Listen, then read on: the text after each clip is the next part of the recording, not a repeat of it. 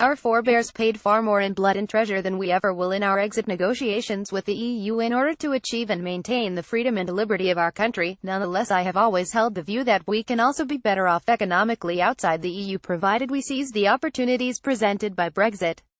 The PM's Florence speech was a generous offering of the cup of kindness to a cash-strapped European Commission, designed to unlock a reciprocal wave of warmth at the negotiating table. Unfortunately, the proposition failed to recognize the game plan of the Commission, which is to put increasing pressure on the UK to give more money and concessions by delaying any conversations on a deal and thereby ensuring that the UK is punished for Brexit, in order to teach the rest not to think to do the same. Getty Britain must prepare to leave EU with no deal, says John Longworth. And what of Germany? Silent in the wings? Well, Germany need only be silent. Germany is the puppet master and need say nothing. After all, why bark when you have dogs to do it for you? A thing I have learned more forcefully since the referendum is that the EU project is far too important for Germany, politically and economically, to allow any interference in its progress. This is the view not just of the German government but also of its industry, who are quite prepared to take one for the team, in stark contrast to its British counterparts in the CBI and others, who are busily undermining the UK government.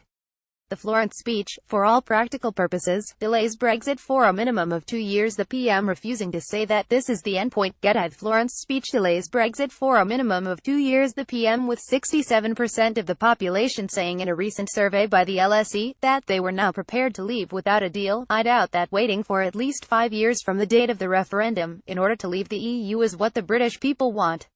Worse still, the policy being pursued by the UK Treasury Department and the CBI will only result in us being worse off. To put forward a proposition which would mean that we preserve some of what have now, pay more for it, have no say and delay the ability to execute the economic benefits of Brexit, which can only be implemented if we are no longer subject to the single market and the customs union, will, by definition, make us worse off. There is exactly what the Cabinet Secretary Treasury-inspired Florence speech defined as government policy.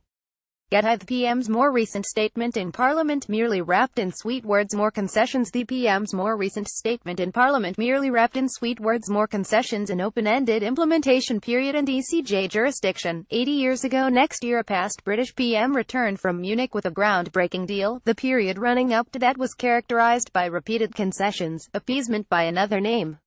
The parallels with our present predicament are stark.